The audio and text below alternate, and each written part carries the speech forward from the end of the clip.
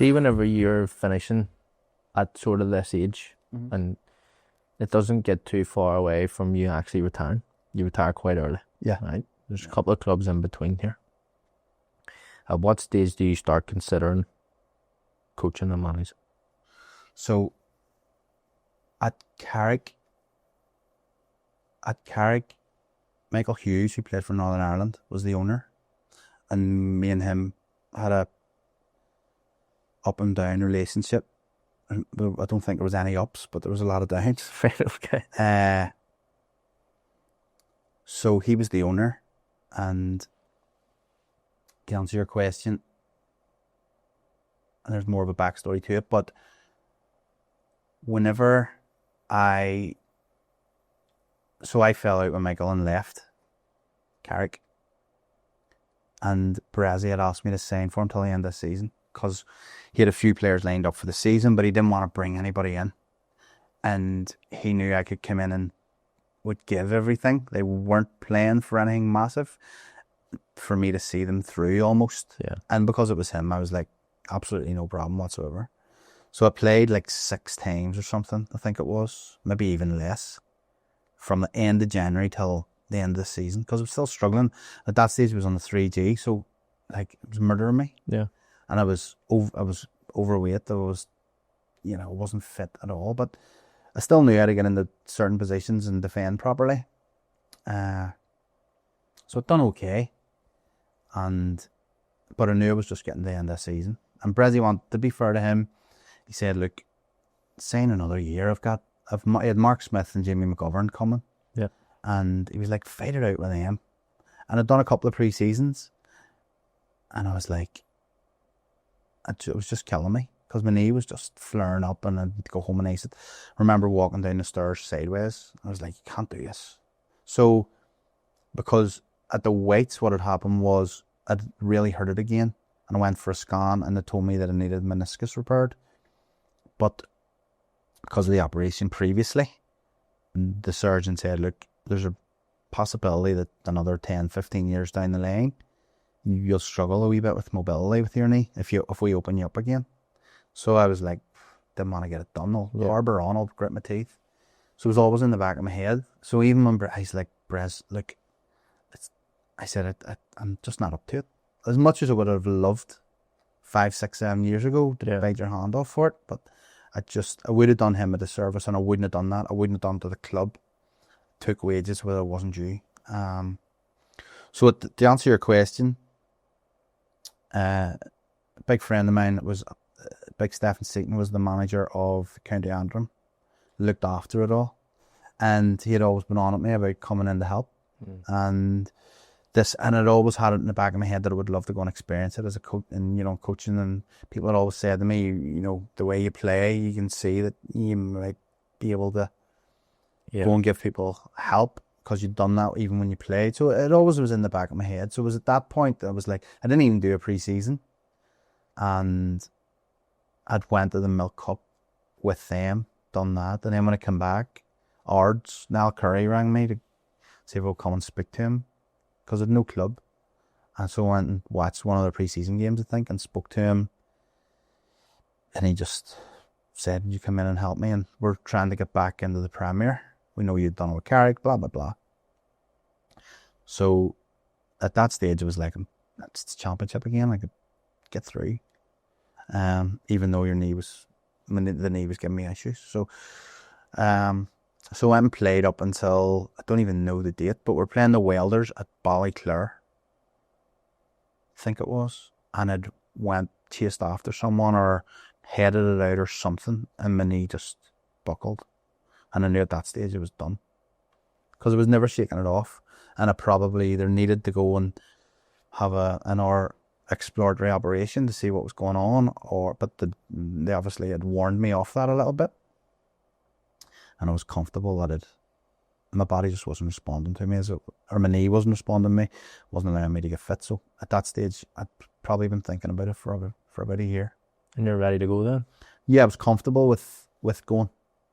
I didn't miss the pain. I didn't miss, chewing painkillers and, the stuff diclofenac and codadromol, just eating them to get through games. It it was killing me, to be honest. So I was happy and I was comfortable with the decision.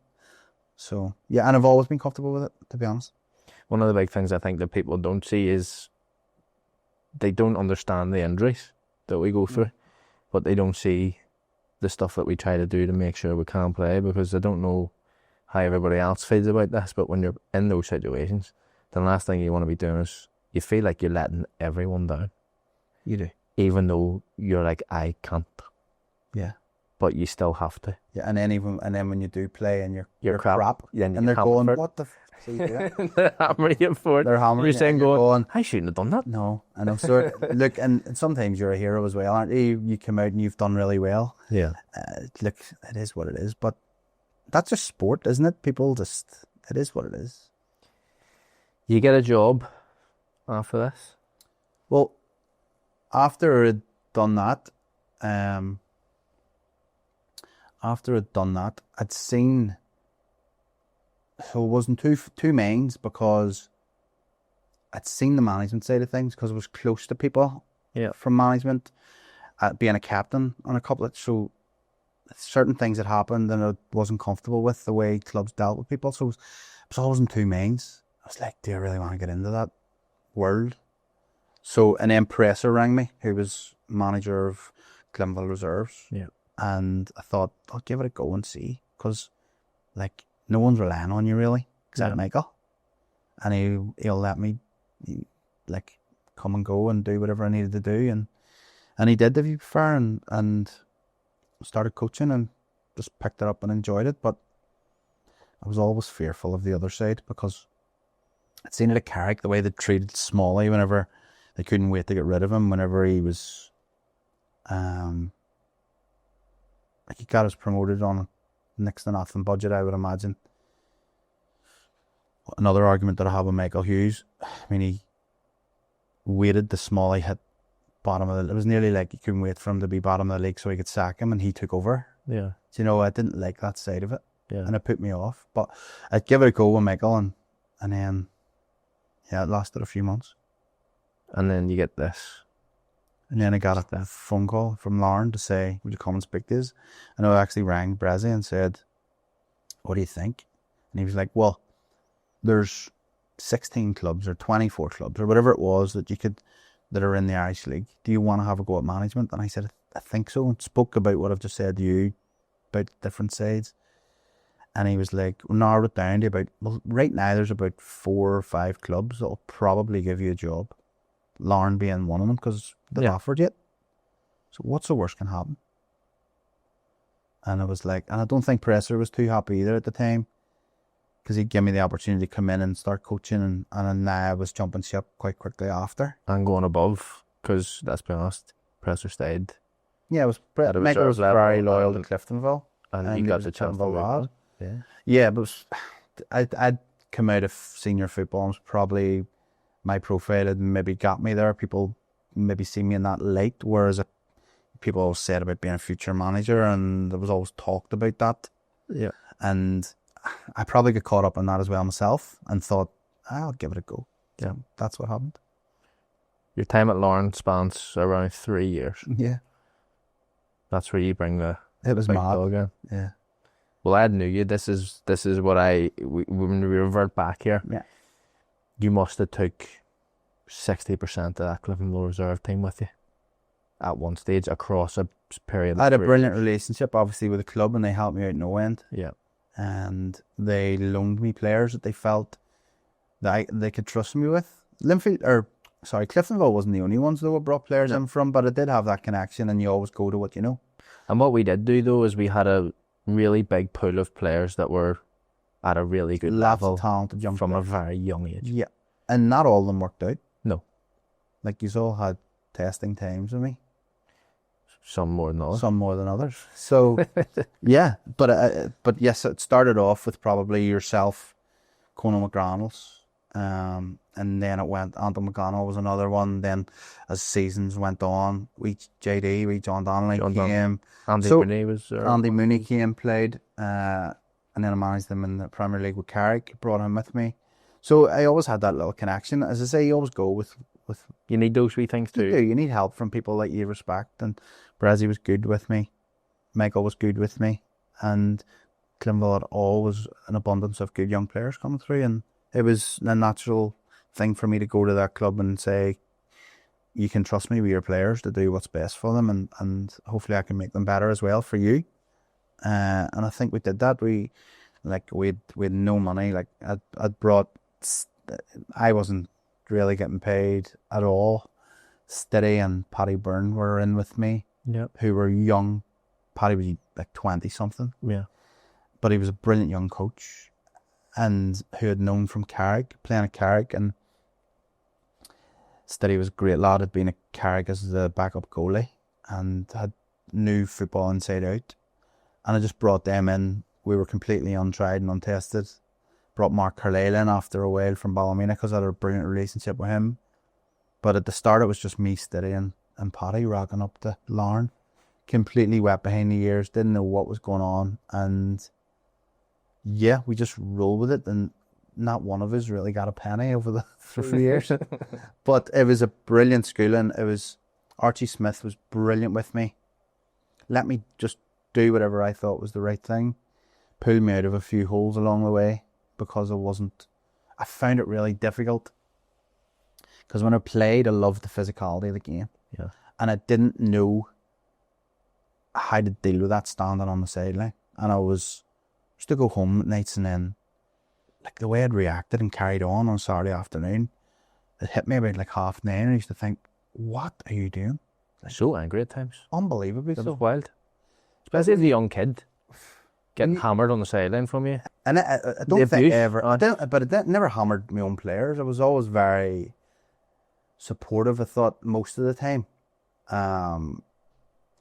Because people wouldn't have played for you for nothing. No, well, I'm only joking. But I thought it was. I was stupid with referees, especially. Like, you hammered ref, which is one of the brutal. I remember getting sent off. You're worse than Stuart King, actually. I was honestly, looking back, it was embarrassing. Honestly, it was like the way I was carrying on the sideline was just stupid. Like, it was ridiculous. I didn't know how to put the football boots down and change over and be a manager. Playing as a manager. I was trying to play. I was trying to head everything. I was trying to kick everything, and I just found it a real struggle. I was only like 29. Yeah. I was still thinking like a player, and couldn't. Like, as a player, you can go and be really aggressive and head the ball, or go and, get your head, or, stick a challenge on something. I couldn't do that as a manager, and I really struggled with that. And I was a real, it wasn't always like that. I'm probably painting a worse picture than it was. It wasn't always like that, but whenever I lost control of myself, and it wasn't good. I always enjoy it. I didn't. In parts of it, though, I think that was, for me, coming up as a kid, and I know from being with Clonal and having those close relationships with the boys at the 19s, it was our next step in the evolution of let's go get men's football. Mm-hmm. And it really showed you that the team that you were able to put together with a limited budget were really good people. Yeah. So that one thing I'll give you credit on. The referee thing was the other, and then obviously the big talking point here is he used to play me on the right hand side and make me track back, which I was going to refuse that he did, but he did. To be honest, and it goes back to the start of our conversation, I just loved attacking players. He did. And if I could find a way to fit 5 of them into the team, I would. And if it meant Johnny McMurray tracking back at times, then I always had this stubbornness that I thought, we'll have more of the ball. So Johnny will still get 2 goals, even if he's tracking back a wee bit. I just loved, I would rather win 5-2 than draw 1 each or win 1-0. It was weird because everyone envisaged that it would be this really defensively aggressive manager, and that's one regret that I have at Carrick. Like, when I took over, a couple of regrets, but one of them was that I bought into like the fact that everyone thought, he'll sign, he'll be tough to play against and blah blah blah. And being at Larne, that's not how we played. No. And that wasn't the messages that we portrayed. But I got caught up in that whole hype at Carrick and made loads of mistakes around that, and I didn't portray myself as the manager that I was at Larne. The good bits, and I have regrets about that in terms of listening to outside noise about who I was and who people thought I was, right? And that really wasn't the truth. I really enjoyed the time at Larne being a kid. Mm-hmm. When you talk about playing attacking football, it was all out attacking football. Yeah. And that was why it was enjoyable. I know I had to do the dirt. The only reason why I actually complained so much about doing the dirty side of things at Larne was the pitch was like that. Yeah. And trying to run up it in the second half, being a overweight 18-year-old who wasn't fit. Trying to run down it was hard enough to watch it, and then trying to run up it. I hated it. I was like, you gotta be wiping me up. But the only thing that would save me was Big Robbie White was even bigger, so he had to stay up front. And Unit though, wasn't he? He was an absolute machine. But I think at one stage we were playing like, I remember going to Anna on a Friday night and we had like 5 forwards. There was like you, Paul Maguire, Haven't even spoke about Paul Maguire. Kieran Murray, Technically one of the amazing. Tiki. Yeah. Like I think all yous played that night. I don't know how we actually fitted yous all in, but as you say, you might have ended up tracking back. But I just loved attack and play. I still do. Even football bores me now because it's too sideward and like it's not the. I don't know if football evolves and changes, but I still love watching the United teams that were flying wingers and crossing and going and attacking, and they'd have been them 5 up front with 10 minutes to go if they were a goal behind. And you know, the Spurs teams that played like that, even though they weren't successful, because I'm a Spurs supporter, so I watched a lot of them, like the Klinsmann type with Teddy Sheringham, that had played so attacking. Yeah. And it always what I enjoyed about the game, even though I was a defender. But that's what I always loved. I always look back at your career and different times in your career when I feel like I've let people down. And I felt like the last game at Larne, a lock goal, when I headbutt that fella and get sent off. I genuinely can't remember that. My memory's shocking because I think I've headed so many balls over the years. The only reason why I think it sticks with me is because of the way you acted when you came in the team. I genuinely can't remember. God, you were like a bear. Do you know what didn't help? I think Big Conal had done it. Do you remember? Yeah. And I think there've been 2 or 3 instances where the younger players needed to develop and understand what was happening next or whatever, and you were part of that. And they had those, and it wasn't like getting sent off for 2 yellows. No, it wasn't. It was like headbutting someone, which was stupid. 7 or 8 games. Well, you didn't know this at the time. No. And then I remember you came in the change room and you went ballistic. I was like, oh, right. Must have got beat. And then I think we maybe did actually. I can't remember. And then after you said the only person that's going to be affected here is you, because you're going to do pre-season and you're going to sit in your hole in the reserves for 8 weeks. And because you were suspended. Right. And I didn't click. And then after that, I got the pre-season, and I remember Kat's laughing at me, going, "Silly, you're silly. You're not playing in November." And he's like, "You're not kicking a ball here." And then ultimately, that spawned me ready to leave. Yeah. So this one decision that happened in the championship led me to be. But you didn't let me down, so like. No, but at the time, it's not like we were trying to win anything, because we were. Let's be honest, we weren't great. We weren't doing. No, we just stayed up. That was a lot. That was before I left, was it? Yeah.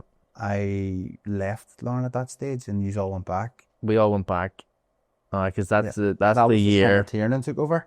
Yeah. At Larne. Yes, maybe. Yeah, it must have been. Or maybe I was there the year before that, and then you went, because I remember going, and I think very recently after Brezzy left Clivenville, and Skin took over. Okay. And then Skin couldn't wait to get me out. Couldn't wait to get you out? Nah. Okay. Straight down to Warren Point. Holding on to that? No, not in a bad way, because it actually turned out in my favour. It worked well. But he wanted to sign Daniel Hughes, and he got rid of me and Marty Murray. And Marty made a fortune out of Barry Gray, and I had to use my 35 quid on fuel, which he didn't give me. It must have been the year because Marty Murray signed for Warren Point from Carrick. No, but he was on. Didn't he? Because he was with me. No, that's. But he went to Carrick after that, I think. Oh, did he? Because I went to Ballymena. My memory's shocking. What a footballer he was. So when I was at Carrick, they'd stayed up in the playoff, and then I took over in the summer, and we tried to keep Marty, and he didn't stay. He went to Warren Point, but that must have been his second visit. Second spell. Right. Okay. So it must have been a year after then. But there was a good group there. But I think then you ended up going to Carrick and you took the likes of Mark Clark, were they there? Mark Clark, Was he already there? David Gage. No, I signed all that. Because he was at one point then. Yeah, because a couple of things. We took over really late. Obviously, the budget wasn't great. So, and the outside noise then was, they've appointed McAlinden. He will make them hard to beat, and he will, they'll be aggressive. And then I thought, to stay in the league, maybe that's our best chance. But it wasn't anything that I was about. Yeah. And I always look back and think, why didn't I just do it my own way? The way that I knew, the way that it brought us. I mean, we next to Tuppence at Larne, and we missed out on one goal in the playoff one of the years. So we were punching well above our weight. We were able to attract good players. I mean, Sturdy was there, who was great for us. Kieran Murray was an outstanding goal scorer and a complete enigma. John Connolly was coming up from Dublin for travelling expenses. So we were able to clatter a whole players together to play the way that myself, Steady, Paddy, Mark wanted us to play, and that was attacking. And then I went against everything like that whenever I went into Carrick. Well, sorry to jump in there, but how did that job come up? Like, was that available and they contacted you? So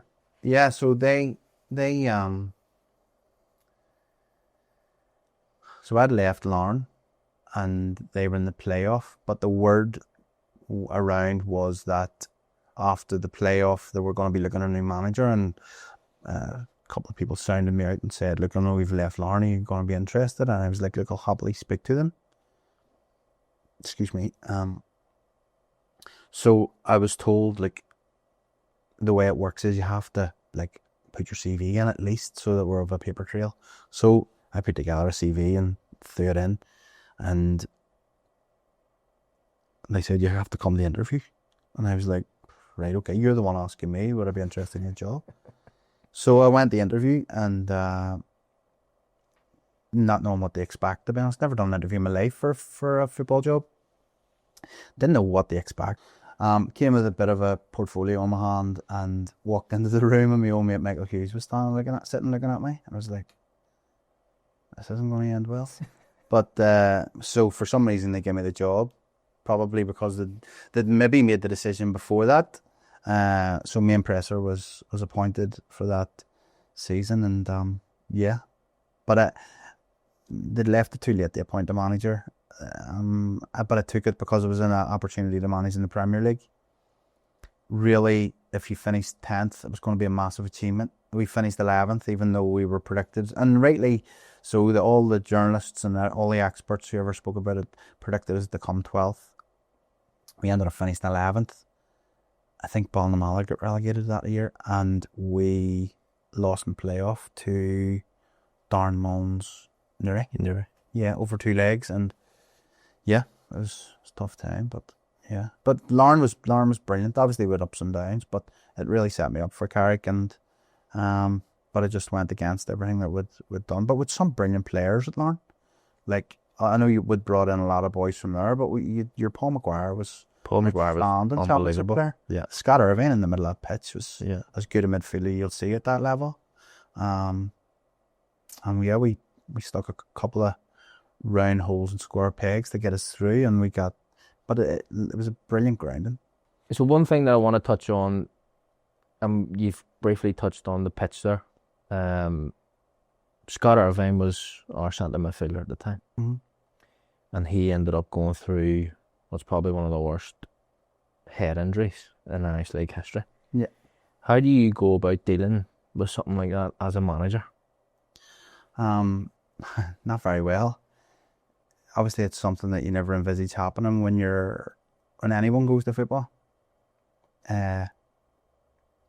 So him and another player, I think it was Conor McCluskey, was playing for Carrick at the time. They came together at speed to challenge for a ball, and Scott, whatever way it's happened, he came off the pitch and he's hit his head on how close those walls were. They must have been about 3-4 feet maybe. Yeah, they were close. That wee white wall. Yeah, solid wall. Scott's bodies went like at a horizontal way, and as the side of his head's just hit the wall at like what felt like 100 mile an hour watching it. And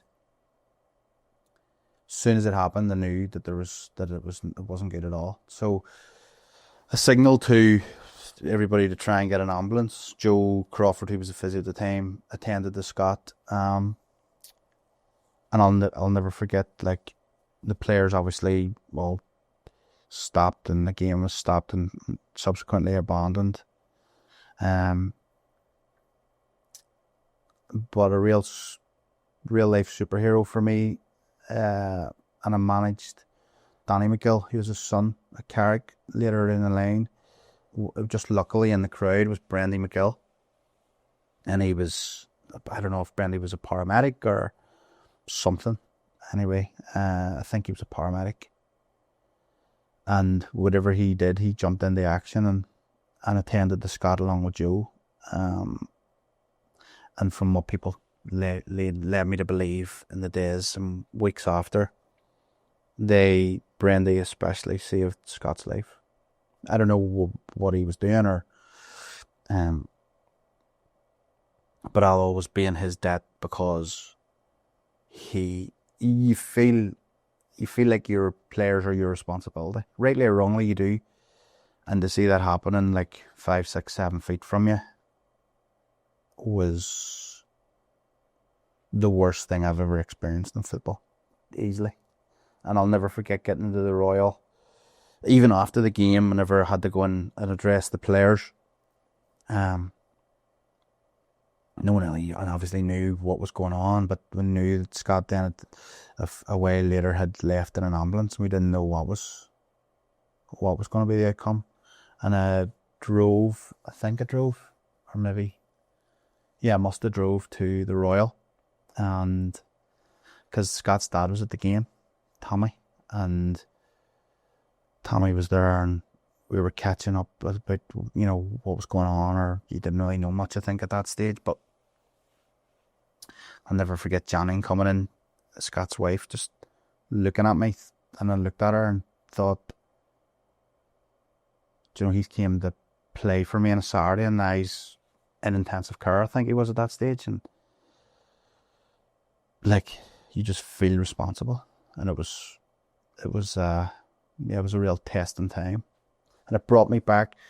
Like, I remember, everyone's probably been through stuff like this, and I know you not love, that's the wrong word, but I know you have a real enthusiasm for the mental well-being side of things, and the brilliant work that you do, yourself and David McAlinden and Jeff. But a few years earlier, when I'd played for Climball in Europe and would play Copenhagen, I remember going out to the pitch after, and underneath the lights, the Parkin Stadium, incredible, like, but you feel like you're that size. And something took over me, and it ended up, I didn't know what it was, but I spoke to the doc about it, and he sort of brought me back around, but it ended up being a panic attack, which completely came out of the blue. So these things kept happening for maybe, I don't know, say a 3-month period, and it was a bit of a, but anyway, came out the other side of it, and I'm sure everyone's been through stages like that in their life, but it's a real hard time in terms of not knowing what was going on. But this brought me right back to there, and seeing Scott in the hospital, or not seeing him in the hospital because we weren't allowed to see him, but the whole scenario just transpired right back to those types of feelings, like how does this happen? I'll never forget it. I was living in Antrim at the time, and I stopped off after hours in the hospital, and they were like, you need to go home because there's nothing you can do. There were no updates, send surgery, whatever they were doing. I remember stopping. It's not there now. It's actually out the front of our work. So our office for work is in Mollusk, at Ballon Sports, and the front of that, where Ishers is now, is there used to be a wine mark there. I remember stopping for like 8 tins of beer and a bottle of whiskey. And I remember going home in the middle of the house and sitting, just drinking the whiskey from the bottle, just like to try and black out or something. Just take your mind completely off it. To try and give me some sort of thought other than repeating and hearing the noise and smelling the smell, and it was just a horrific set of circumstances that Scott faced and his family that day. It was just brutal. When that happens and it becomes as serious as it becomes, Yeah. you're obviously the manager. Yeah. You obviously said there how you've felt all these feelings. You felt like it was kind of like your responsibility. Yeah.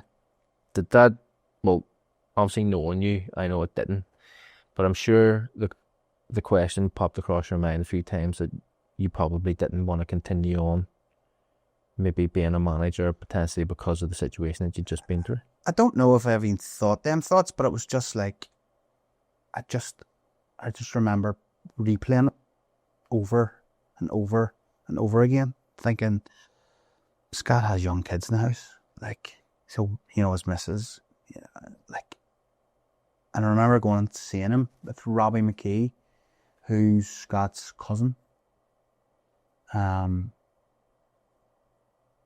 in the what do you call it? The unit for like brain injury unit. Neurology, yeah. So, and we went and seen him whenever he sort of, I don't know how long ago it was after the incident, but it wasn't the Scott we knew. He didn't really know. But some of the sights you see in some of the sites that we seen in that ward, like, make you think about a lot of stuff that you're doing. Yeah. It was horrific. It was harrowing. It was, wasn't nice at all. But I don't know if I probably needed the players more than I ever did. And I remember they had t-shirts made. I don't think I knew. I can't remember. Maybe I did know. I might be making that up. I don't know. But I can't. My memory doesn't tell me that I knew. And we went out and beat Ballyclare 2-0. And like, there's a photograph of them with all the t-shirts on. And I probably leaned on them more in them times than I helped them. Yeah. Do you know what I mean? So it was a real time that probably was the beginning of the end for me at Larne. Maybe that's not fair to say, because I did stay for a fair bit, but it definitely made me think about certain things in a whole different light. And I know that my attitude changed to it in different ways, the different scenarios, because it was like, but then they make matters worse.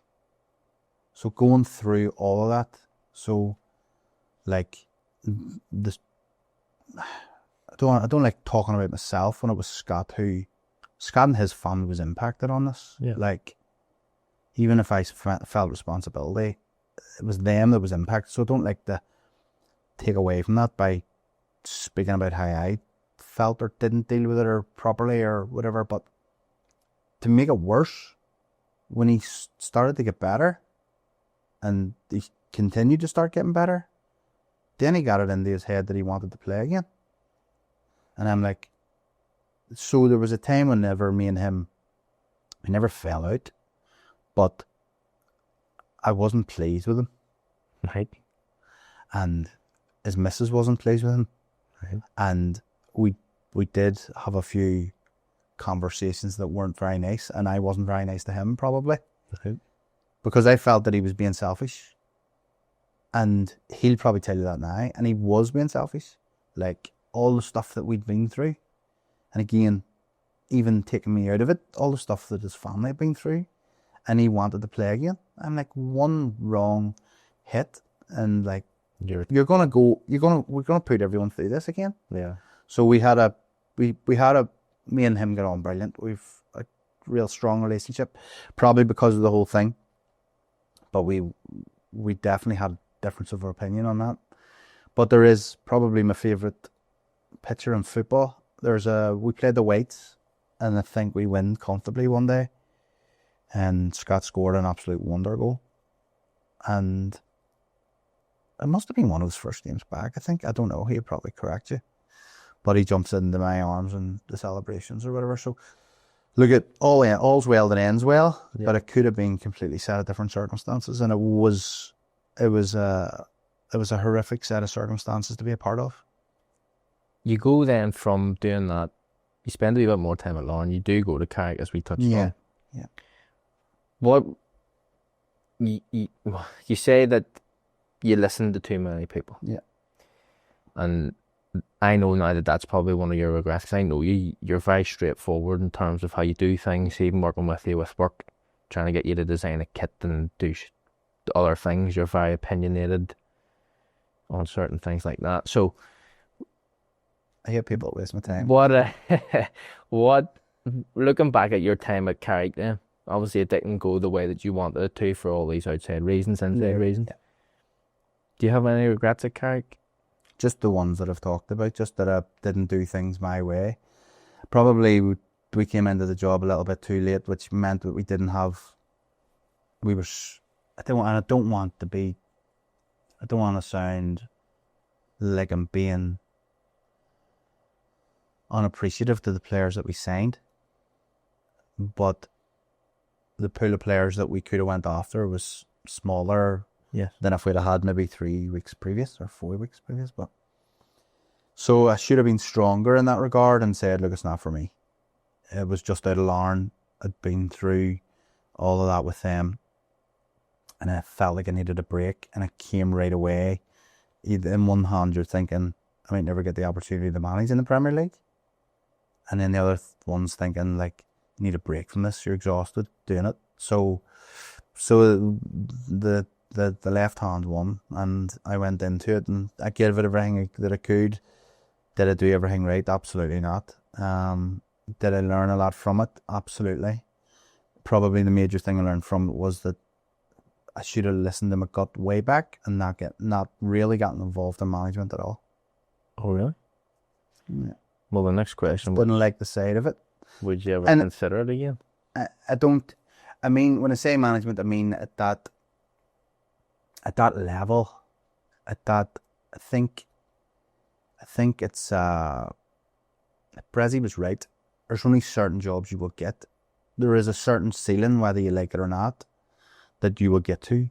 And surely down at Carrick, like, he hit the ceiling and couldn't. You're not breaking through it. Yeah. Because it's just, the league is set up to be strong in terms of the top teams are always the top teams. Now Larne have blown that away. But we know what that obviously because Kenny's came in. Yeah. I'm sure you're finished hopefully now, but that'll finish me off. The myth that was, I always get this said to me in terms of management, if you'd have stayed on another few months, you'd have got all that money to spend. Which is the biggest myth out. The truth story about that is that I was gone. The board, who was Archie Smith, Mervyn Mackay, Lynn Kernahan, appointed Tiernan and Seamus, and it's me and Seamus, we busy as I call him, done our licenses together. So we were, I knew him and he knew me, and we chatted about different stuff. And they came with a different way of doing stuff. So they tried to bring in the younger players and tried to link it with the school and blah blah blah. But if you remember, the correct way the story is that it was really hard, and they knew it was going to be hard because there was no money there. So they tried something to evolve the club in a different way. Yeah. And it wasn't working because they were losing more matches than they were winning, and it was becoming a real struggle. And off the back of that, then someone had reached out to Kenny to go, look, the club's really struggling here, like really struggling. Would you get involved? And he got involved, and obviously, and I'm not by any means trying to take anything away from Tiernan and Seamus. The job they did whenever Kenny did come involved showed you how good they are. Yeah. And how good they continue to be at Derry City after the brilliant job that they've done with Larne. Whether you've got money or not doesn't mean that you're going to spend it correctly. And how they evolved that club with Kenny's help, obviously it's a massive help, but you still have to do it the right way. And the way they evolved the club was incredible. Could I have done that job that they did? I don't think so. But that didn't matter, because it didn't matter how long I'd have stayed there, because Kenny would never have got involved. Where he always had just kept swimming against the tide and being middle of the road Joes, and you know, I'd have tapped into the contacts that I had for loan players, and we'd have just kept doing the same thing, rinse and repeat. So that's that myth about if you'd have stayed a few months later, you'd have paid your mortgage off and had loads of candy money. Is an absolute myth. So yeah, so that, you know, and they've, as I say, I was delighted, but it was delighted more so for the people that was there in Dergview on a Tuesday night whenever we'd nothing to play for. Yeah. Do you know? So yeah, but no, in terms of management, look, I help it. So I obviously grew up in the Shankill. I wouldn't say I had a real affinity with Shankill United, but I went in a few years ago to help them when they were struggling with no manager, and helped them for a season or two, and I've always been around the club and I'll continue to do so. We've done a few games at the end of the year, a game when the manager left, and we'll maybe carry that on next season. But in terms of management in the Irish League, it just doesn't interest me. I love developing younger players at Shankill to try and give them, you know, can we push them on? Yeah. Whilst they're there and help the club, and I enjoy that side of it. But being in, and this underlined it for me. So I've always thought since I left Carrick I would never go back in. And Big Dacky O'Hara obviously got the caretaker job for the European playoffs for Clivenville a couple of seasons ago, and he rang me and asked me would I come in and give him a hand. If it hadn't been him asking me, I wouldn't have done it. Yeah. And I spent nearly every night at Solitude there for a 3 week period, nearly every night, and that reiterated that I could never see myself involved at that level again. I just don't enjoy it. Yeah. I just think the risk and reward, the risk massively outweighs the reward. Look, and people, it's for some people, but it's just not for me. You know, at circumstances change, and at certain stage in my life, I may contradict myself and something. Go back. But I've had opportunities both in management or to be involved in a management group, you know, as assistant manager or coach, that I've turned down and just never, managers' jobs as well, maybe in the championship, that I just don't like the lifestyle that it leads you, and it's just not for me. And if you see me standing on the lane as a Shankill manager now, you'll probably go, that's not the guy that I remember at Larne. You're nice.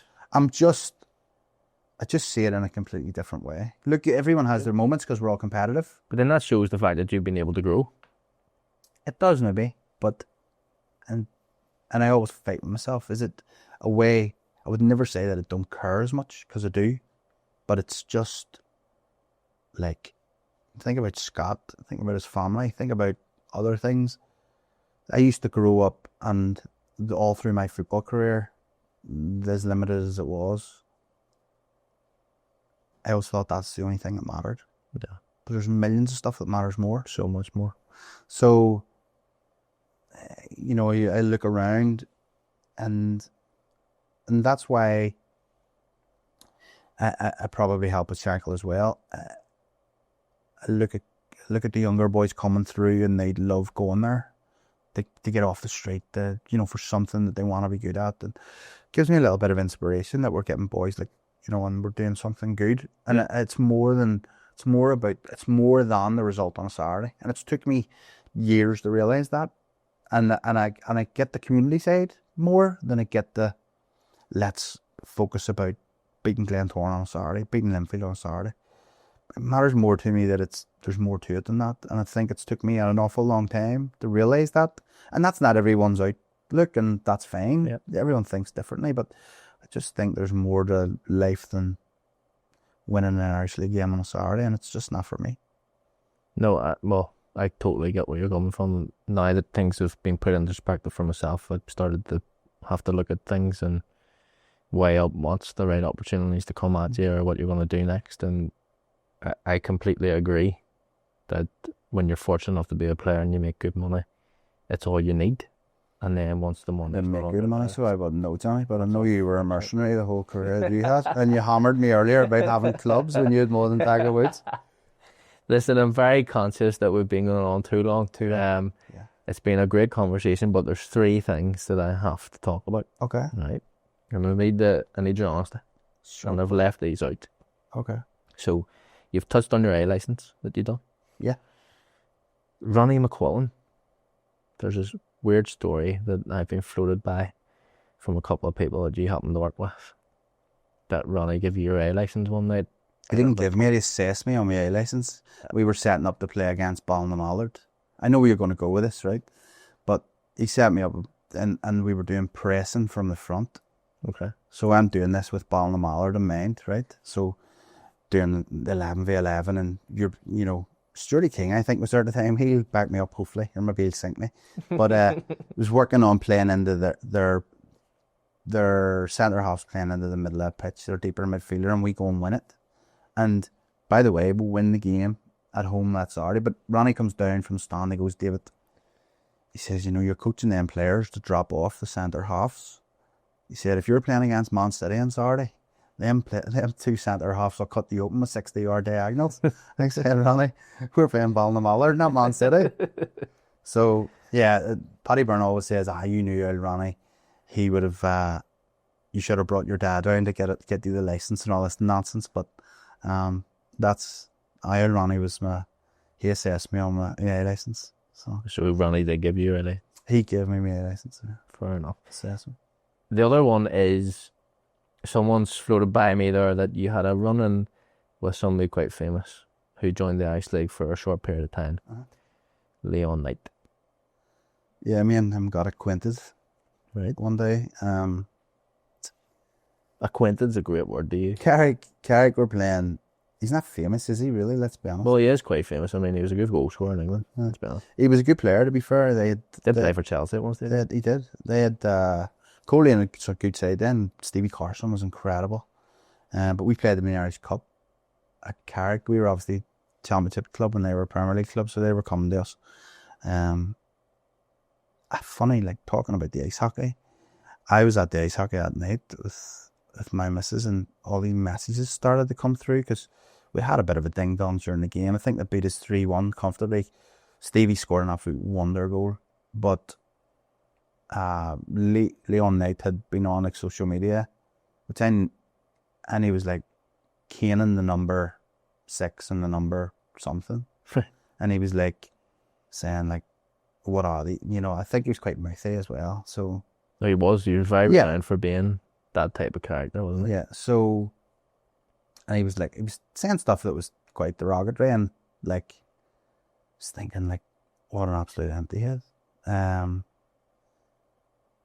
So I wasn't happy with the stuff that he was saying, and me not able to come back or whatever. But anyway, transpired then that me and Leon crossed paths again when I went back to Clivenville, and Brezzy brought me back, and it was a little bit of a needle match because Brezzy had sort of fallen out with Eddie because he'd taken over, and when I came back, Leon was playing centre forward for Glentoran, and Big Chew again. I'd said to Chew before the game, like, I have none to lose here. I'm on my way out. So, and this has happened in the past. And if I get a chance, I'm going to forcefully tackle that guy. And it transpired right with the advertising or the score where the scoreboard is. Right in the corner. Yeah. Me and him came together, and it was a fair challenge, but I made sure he remembered who the number 6 was. You heard him like? No idea, but I told you that he better take him off at half time, or else he might not see the end of the game.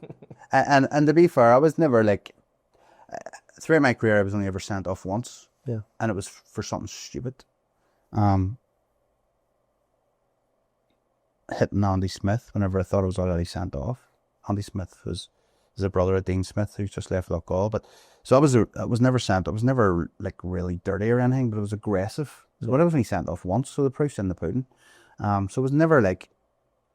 But he said a few things that honestly I didn't take kindly to, and I never thought would meet in the long grass, but we did, and that he didn't come out for the second half. Nice. because he was huge on Twitter back in the day. Yeah, he was giving constantly barking on at people, and even you listen to he was very derogatory though. different podcasts, and they talk about him, and they say how mad he was, like he was just a real mouth. So look, he didn't. Hopefully he's listening to this and we can get him on the podcast. You should. Hopefully he regrets it. Hopefully. Last of all, something to end on, which is quite funny. Okay. There's a contract negotiations at Carrick when you're getting promoted. Yeah, so I touched on it earlier on. So we'd won the league and the Intermediate Cup on the same night, and then obviously played out the rest of the season with one beat Ballinamallard to the league title, and then I was captain. As I say, we'd sort of done well. We'd run the changing room for Smalley, and he'd probably tell you that. So we were myself, Heats, Ando Lagan, Tony Anderson. We all carried weight in terms of the promotion. So the club were very keen to get us signed on the new contracts, but we were only getting expenses in the championship. Right. So the owner, who was Michael Hughes, who I touched on earlier, we didn't have a brilliant relationship. And whenever I went in, there was a guy, Noel something, who was the treasurer or finance guy anyway. It was me, him and Michael in the room. And Michael explained to me that they wanted to keep me because if they recognised the influence that I had, and if I signed a new contract, like whoever, Arne Harmon, who was a good young player, came through, Heats would all follow suit, because if the captain signs, everyone wants to play in the blah blah blah whatever. So I was like, right, that's dead on. I'm not hard to deal with. So he said, look, we're going to keep you on the same money. I'm like, well, we've got promoted, you know. How is that in any way, shape or form an incentive that, like, we've been promoted? Just make that make sense to me. So to make it worse, Michael explained to me that not only were we doing that, but everyone was going on the books and you were going to have to pay tax. So I don't know what I was on, but I don't know what it was. But he was asking me to take a pay cut, because if I was on £50 expenses, say, I don't know what the figure was, but it was on £50, and then he was asking me to sign for £50. The club were still paying out the same money. Take the 20% tax away, I was going home with £40. But Michael was like, I know, but the club's still paying the same. I'm like, I know, but last year in the championship I was walking away with 50, and now I'm walking away with 40 in the Premier League. So make that make sense. So with a bit of a Barney about, he didn't get it. Somehow he didn't get it. So I left anyway, came back, spoke to one or two other clubs. Never wanted to leave because we'd done something decent. Came back, and same room, little room in Taylor's Avenue. It's not there now. Same three people. Michael sits down. Look, we need to get this deal done. It's 2 or 3 nights later, because we need to get moving. So we need to know what it takes. I'm like, I'm not here to ask for anything. So Michael transpired to say, look, we know we've had a wee baby and blah, blah, blah. And he said, what if we sweeten it with a wash machine? I was thinking, I have no idea. I didn't know he was taking a piss, and he was going to say, I got you. But I'm like, what about talk to me about the basic wages, because obviously you're messing there. And he goes, no, basic wages will stay the same, but it's always hard when a new child arrives. We can get you a wash machine. I'm like, why?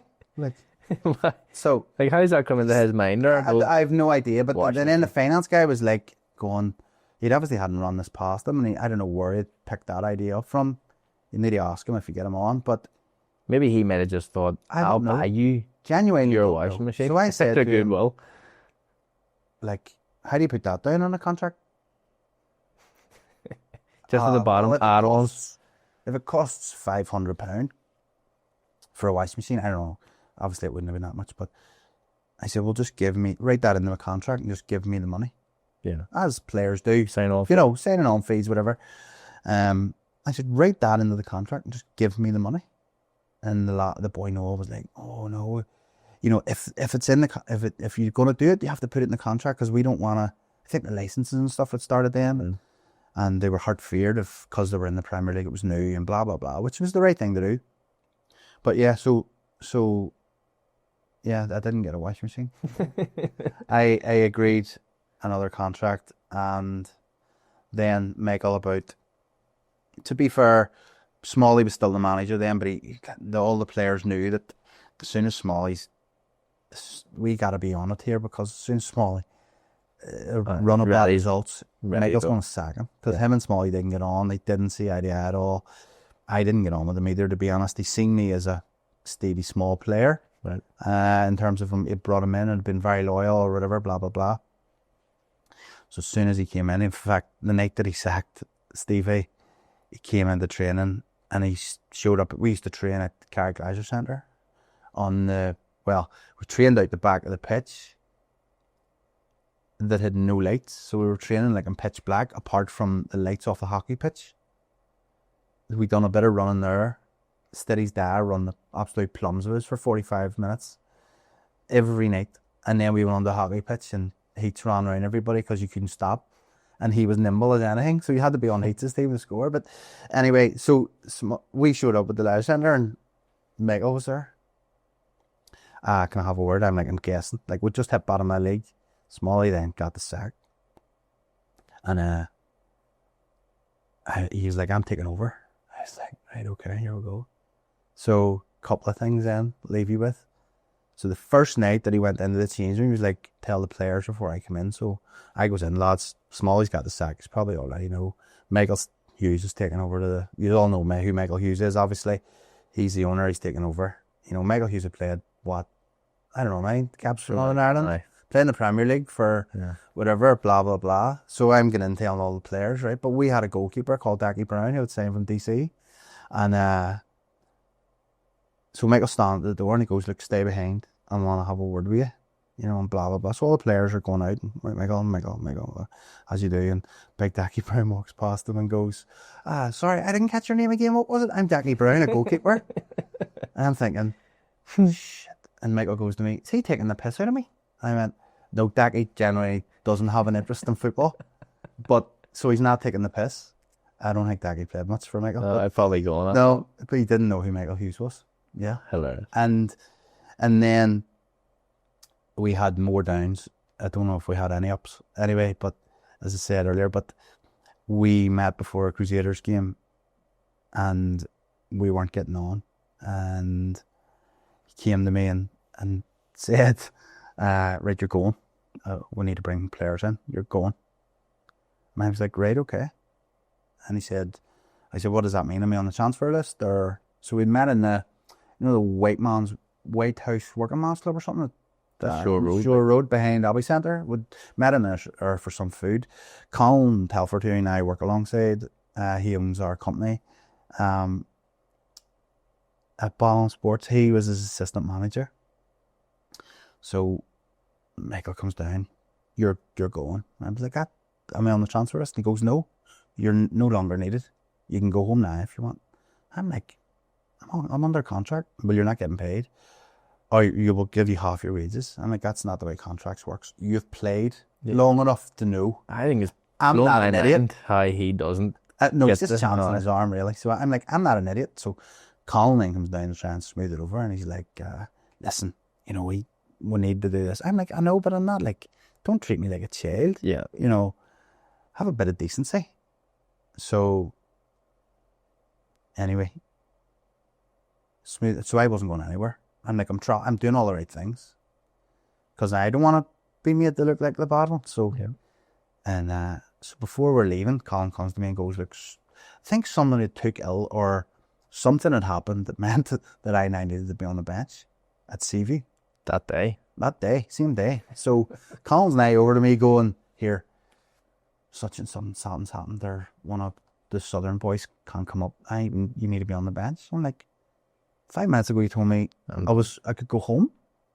Or half an hour ago you told me I could go home. So I don't know if he took a captaincy off me, but he's bound to have at this stage.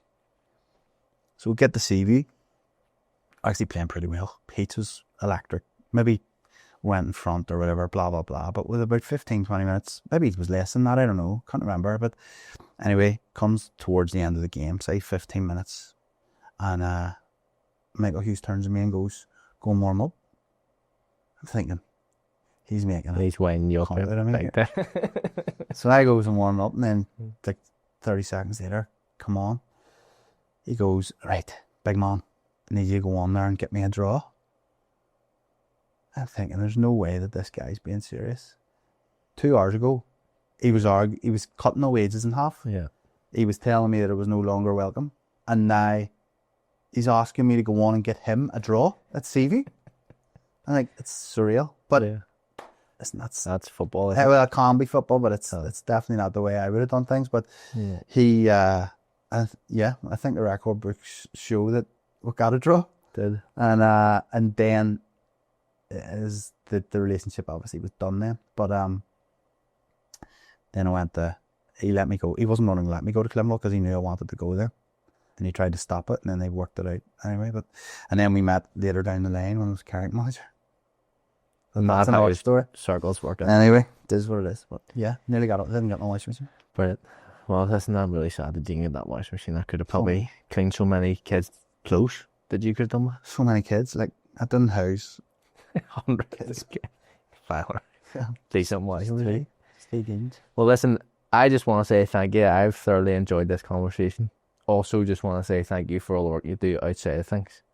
We've touched on it. Battle and Sport are a big advocate for helping the mental health side of things that we really focus on. Myself, Davey, and Jeff, and working alongside you most days is a really good thing for me. So. Yeah, we try and base it, but we see how valuable it is and what the work that you do, and we do love to be supporters of stuff like that. So hopefully that continues for a long time. That partnership's definitely going to continue, especially because some of the stuff is, we'll not get into that. Your stuff's due this week, hopefully. Well, listen, I'm just not going to text you and torture you for it. That's a lie. But listen, the partnership's great.